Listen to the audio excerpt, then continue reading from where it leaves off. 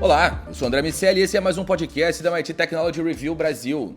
Hoje eu, Rafael Coimbra e Carlos Aros vamos falar sobre a nossa edição mais recente, a edição Negócios. Nesse nosso mais recente lançamento, a gente conta a importância da tecnologia no jogo corporativo.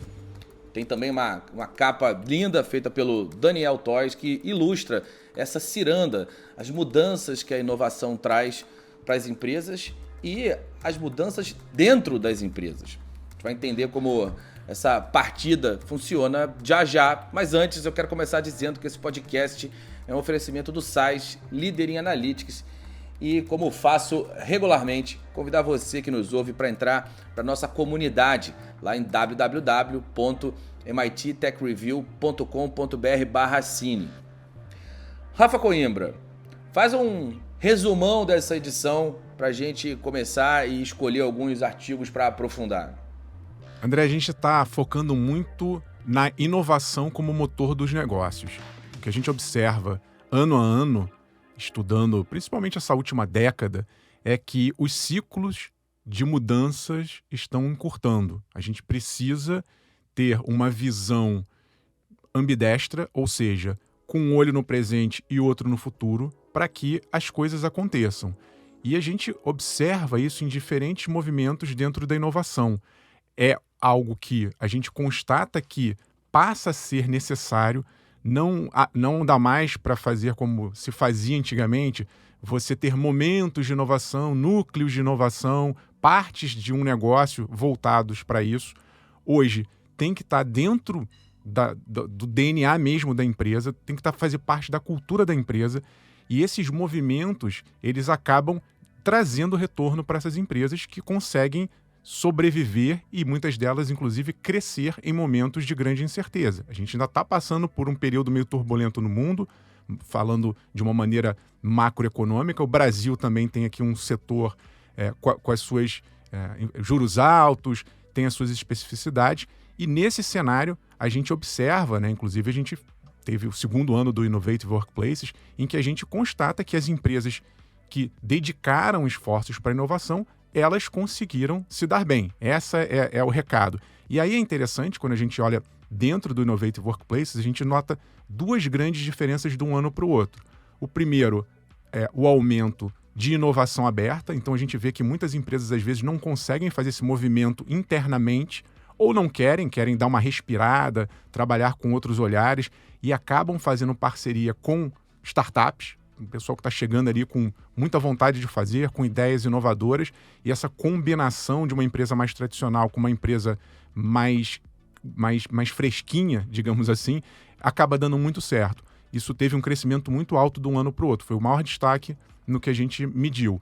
E a outra coisa interessante que também a gente observou foi o aumento de investimentos na diversidade. Diversidade partindo do princípio que a gente tem olhares diferentes para resolver o mesmo problema. Uma vez alinhado na direção de resolver solução, por exemplo, dos clientes, olhares diversos fazem muito sentido e as empresas conseguem capturar valor a partir dessas mudanças. Isso é o panorama geral do Innovative Workplaces, e a gente desdobra depois em outras reportagens, outras matérias, outros artigos, outros comentários, para entender como as pessoas podem, as empresas no caso, podem lidar com isso. Então, a gente fez ali uma fotografia de um ano para o outro, mas vamos supor que alguém que está nos ouvindo agora, nossos leitores que assinam a revista, vão ter a oportunidade, por exemplo, de ter basicamente um manual para lidar com inovações radicais. Tem um artigo muito legal do Hudson Mendonça, que eu estou destacando aqui, com Marcos Vinícius Fonseca, Cristiane Marques, Afonso Henrique e Lilian Matti. Estou dando crédito aqui para todo mundo que escreveu um artigo muito robusto, em que eles propõem quase que um manual de gestão de um sistema integrado para inovações radicais. E eles apresentam ali 5 pilares: governança, competências, métricas, estruturas e processos e funding, dinheiro, para que você consiga entender como operar com o que eles estão chamando aqui de um motor 1 no dia a dia.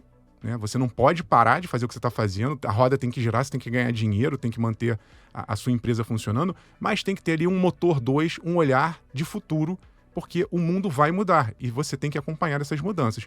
E aí eles começam a trabalhar com o conceito de uma estrutura que é quase que independente, claro, alinhado com o direcionamento da empresa, mas que tem que ter uma vida própria para construir esse futuro. Essa é a lição desse artigo que eu recomendo, já dando dica aqui.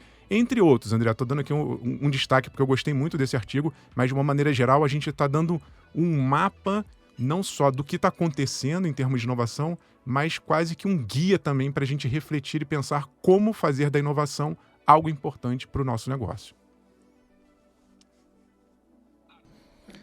Aros, dentro desse contexto, a gente fala sobre... Tem um debate importante sobre como aproveitar o progresso tecnológico. Como as organizações, até mesmo as pessoas, podem fazer uso dessas inovações que nos são apresentadas de forma bastante corriqueira. Como você enxerga essa questão?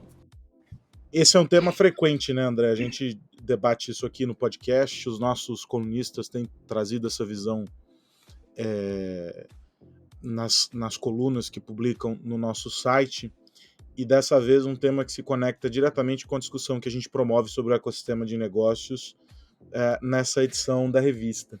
Primeiro, porque há visões distorcidas sobre a importância da tecnologia para o desenvolvimento dos negócios e até das pessoas, por que não? E, sobretudo, porque muitas vezes as empresas fazem escolhas dentro das estratégias que são definidas, que acabam muitas vezes por priorizar as tecnologias em vez dos processos que vão levar até essas tecnologias. Isso se conecta muito com a leitura que a gente faz sobre o papel da inovação dentro das organizações e como isso tem sido estabelecido por meio dos programas de inovação aberta, por meio de uma revisão interna das empresas, algo que a gente conseguiu notar ao longo das 2 edições do Innovative Workplaces, né, quando a gente pega os relatos das empresas que foram certificadas, as que ficaram lá, as 20 que ficaram na lista final, a gente entende a jornada de cada uma delas. E cada uma delas entendeu qual é a melhor maneira de se apropriar da tecnologia dentro dos processos, entendendo a tecnologia não como fim, mas a tecnologia como meio. E essa é a discussão que a gente promove, né, que a gente tenta provocar para os nossos leitores nessa edição. Em que contexto está a tecnologia, em que contexto estão as pessoas dentro das estratégias das organizações. É uma discussão que não se encerra nesse artigo, não se encerra nessa edição da revista. Ela é uma discussão perene aqui entre nós no podcast e em todos os momentos aqui que a gente está debatendo o tema na Technology Review, mas, sobretudo, ela se torna uma discussão importante nesse momento, porque a gente está olhando para uma série de tecnologias, aí tem esse hype da inteligência artificial, e aí o fetiche com a blockchain, e aí a gente quer falar sobre processamento de linguagem natural, e essa angústia com todas essas tecnologias, e a gente não para observar, ou pelo menos não para perguntar qual a finalidade de tudo isso, qual o objetivo estratégico de tudo isso dentro das organizações.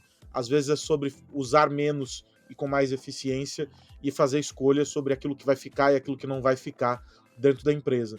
Para que aí, dentro desse ambiente com oxigênio, as empresas consigam de fato inovar, as empresas consigam se conectar com seus clientes, as empresas consigam fazer aquilo que elas têm que fazer, que no fim é gerar receita, gerar lucro e fazer a roda girar. Rafa, tem um outro artigo que fala sobre como a corrida pelo desenvolvimento da tecnologia impacta o progresso social, de que forma a sociedade estabelece novas dinâmicas e muda o contexto socioeconômico a partir da tecnologia. Quem colhe, Rafa, os frutos do progresso tecnológico? Não é uma colheita igualitária, André. O que a gente observa, e aí eu estou falando aqui baseado num super livro que foi publicado recentemente de 2 professores do MIT, o Daron Acemoglu e o Simon Johnson. Eles analisaram 1000 anos de história para dizer o seguinte: olha, a tecnologia ela chega, essas inovações chegam, mas elas não são distribuídas da mesma maneira para todo mundo. É preciso que haja um esforço, seja um esforço privado, as empresas têm que entrar em ação para fazer com que essas inovações cheguem a mais pessoas, e também um esforço de política pública, né? É preciso que os governos entendam que, uma vez que esses saltos aconteçam, eles precisam ser democratizados.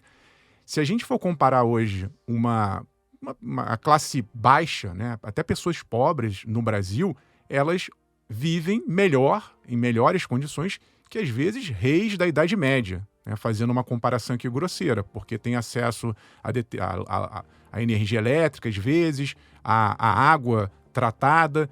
Dependendo da situação, dá para dizer que, na média, houve esse progresso. Mas, obviamente, se a gente for analisar os números frios e investigar essa desigualdade, ela não só é grande como do ponto de vista digital, de novas tecnologias, ela tende a aumentar, né? Se eu pegar agora, falando da Idade Média, mas vamos pegar agora esses óculos de realidade virtual, que custam mais de $1.000. Essas tecnologias vão chegar para poucas pessoas, para quem tem condições de bancar um equipamento de última geração. Como é que você democratiza isso? Como é que você faz com que essas inovações cheguem para todo mundo? Por quê? No fim das contas, quem está usando o ChatGPT, quem está usando óculos de realidade virtual ou outras tecnologias que vão dar mais poder são as pessoas que estão ali na elite.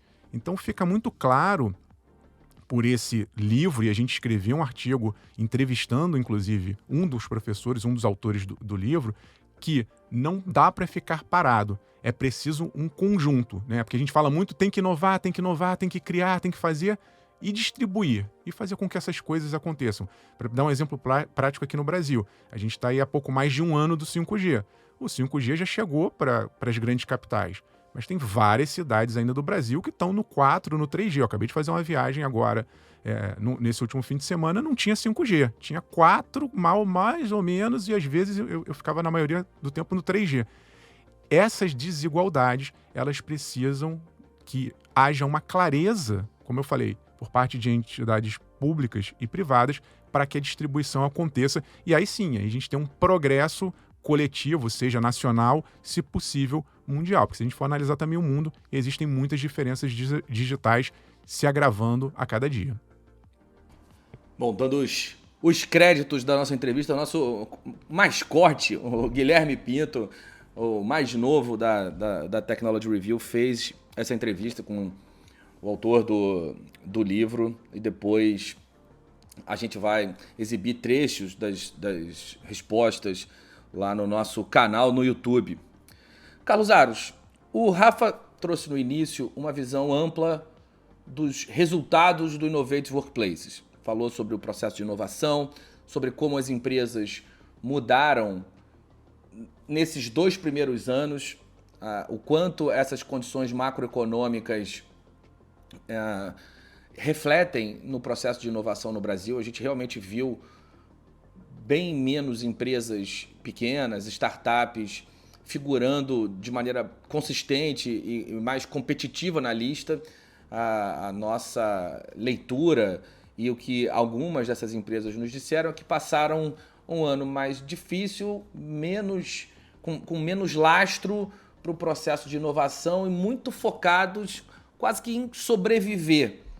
Muito embora essas duas coisas estão por diversas vezes relacionadas, sobrevivem aqueles que inovam, em determinados momentos as empresas acabam dando foco, por exemplo, em questões comerciais. Essa foi uma resposta que a gente ouviu com alguma frequência. A gente se preocupou muito em vender o que já tem aqui dentro de casa e vamos ver se a gente consegue tirar, salvar o nariz da água ali para voltar a respirar, e já a gente volta para o processo de inovação, que obviamente também é fundamental.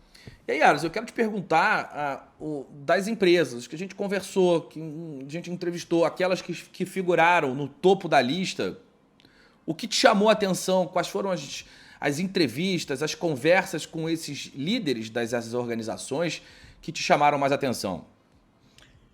Bom, primeiro a gente tem o relato comum assim, é praticamente um discurso unificado entre todos eles, dizendo que eles conseguiram alcançar os resultados que foram aferidos por nós no Innovative Workplaces por meio de uma mudança cultural. Ou seja, as empresas passaram a se perceber diferente, observando o ambiente de inovação de uma forma diferente, né? Tem numa das falas, se não me engano, é do diretor de inovação do Carrefour, ele diz que eles passaram a habilitar toda a empresa, toda a organização, para que pudessem se perceber ali capazes de inovar, entendendo que era importante fazer essa troca e estabelecer um ambiente em que os mais de 100 mil, acho que são 150 mil colaboradores, uma coisa assim, do Carrefour, pudessem participar desse processo, ou seja, todas as áreas estão integradas. Essa foi uma ideia que foi trazida de maneira muito frequente por todos os executivos que deram depoimentos para nós a respeito dos seus processos. Uma outra coisa bastante interessante é como todos valorizam, André, a inovação aberta. Open Innovation foi um mantra que a gente ouviu também de quase todas as empresas, algumas trazendo relatos de dificuldades, outras de como esse processo primeiro demandou uma mudança interna, né, fazer a venda interna disso para a organização, como se percebeu que era possível fazer inovação aberta entre áreas, ou seja, mostrar que uma área podia colaborar com a outra, e parece estranho, mas quando a gente está falando de empresas muito grandes, eles precisavam trocar dentro de casa para poder fazer as coisas acontecerem, e esse também foi um relato interessante. Um relato que me chamou muita atenção é o do desafio da Bradesco Seguros, porque o executivo deles, o Guilherme, no depoimento, diz assim, olha, nosso maior desafio era continuar inovando, mas acima dele estava o desafio de se manter líder, ou seja, nós tínhamos que continuar em primeiro lugar. E nós precisávamos inovar para continuar em primeiro lugar, sabendo que havia riscos nesse processo, porque você sai da zona de conforto em alguma situação, e isso poderia, num ambiente altamente competitivo, como é o de seguros ali, com as empresas brigando ombro a ombro, isso, no mínimo, era arriscado. Eles conseguiram fazer isso e conseguiram envolver um número grande de áreas nesse processo, com um desafio, né? Uma empresa muito grande, são mais de 7 mil colaboradores e esparramados aí em várias unidades, ou seja, eles tinham um desafio de fazer isso, mantendo todo mundo junto com essa mesma visão. E aí o terceiro ponto, que se conecta a esses dois pontos anteriores, é o ponto da cultura. Todos falaram sobre esse processo de criar uma cultura dentro da organização que privilegiasse isso. E o que é interessante é que isso, dentro de empresas grandes, né? Eu citei aqui Carrefour, citei aqui o Bradesco, o depoimento da Braskem foi muito interessante também nessa linha. O Einstein, que é uma empresa que também traz esse aspecto de ser altamente inovadora, mas com um pé e um pilar muito forte ali dentro do que a medicina, do que a ciência pregam, ou seja, é preciso inovar, mas trazendo alguns valores que para eles são inegociáveis. Todas essas empresas trabalharam sob a ótica da construção de uma cultura que privilegiasse pessoas, que privilegiasse processos, que privilegiasse a tecnologia nessa ordem e que fosse orientada a entregar algo melhor para os clientes e para os parceiros. Essa cultura que foi criada por eles permitiu que eles alcançassem uma posição de destaque no Innovative Workplaces. E isso é muito interessante. A inovação derivou da construção de uma cultura que propiciou, que proporcionou a construção de um ambiente mais inovador.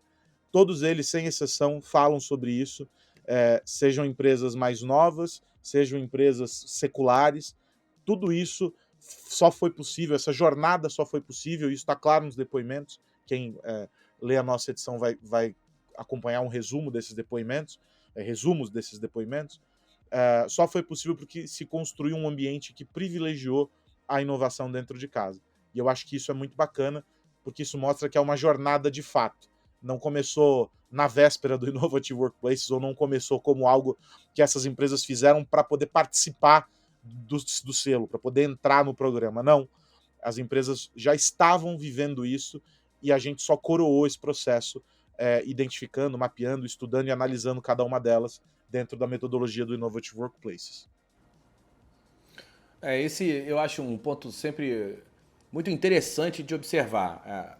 Muito raramente a gente encontra empresas, especialmente ali no topo da lista, que são empresas que começaram de maneira não estruturada ou muito recentemente os processos de inovação.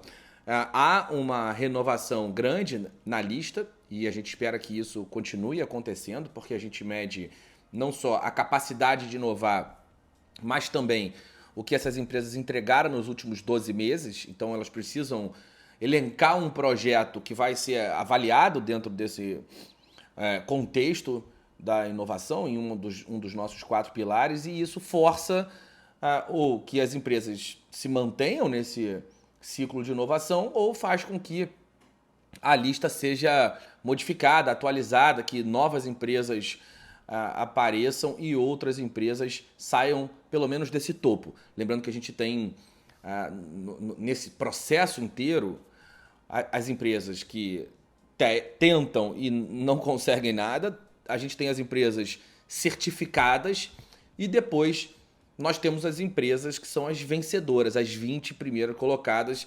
do programa inteiro, as que venceram naquele ano. E a circulação acontece muito mais entre as certificadas e as vencedoras. É um ponto interessante enxergar essa dinâmica acontecendo.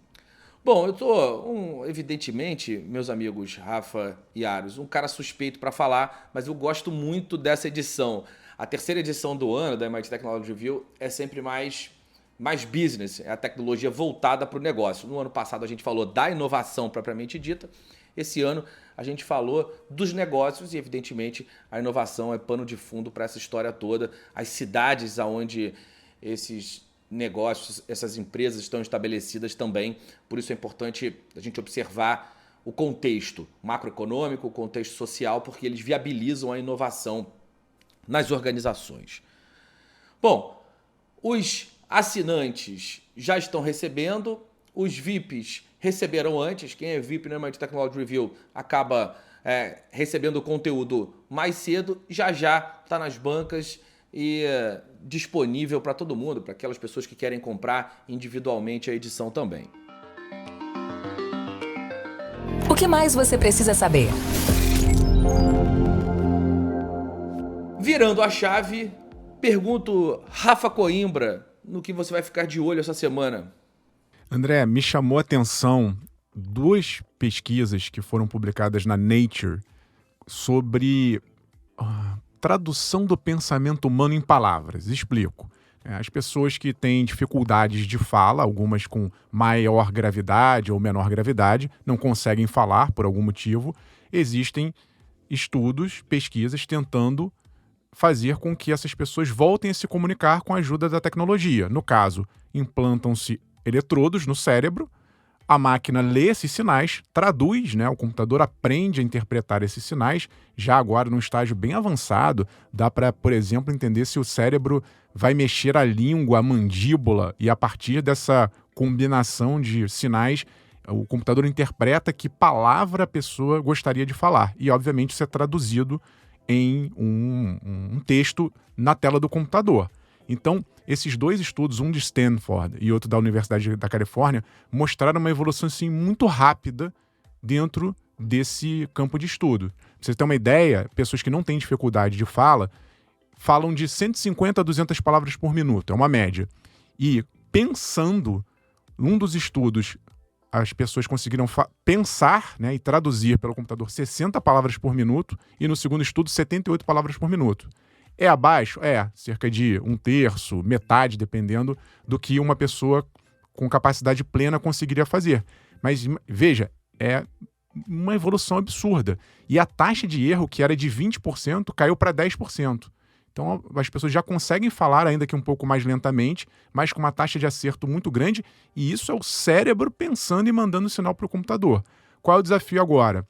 Tirar isso do laboratório, porque essas cirurgias são mais invasivas, a pessoa ficaria com um eletrodo implantado ali no cérebro. Tem até uma relação indireta com as pesquisas lá do Elon Musk, da Neuralink, de colocar um chip Wi-Fi no cérebro, mas se a gente conseguir fazer com que essas cirurgias não sejam tão invasivas e saiam do laboratório, dê realmente autonomia para essas pessoas se comunicarem, isso será um grande avanço científico. E pelo ritmo, eu estou muito confiante que a gente em breve terá também novidades nesse campo.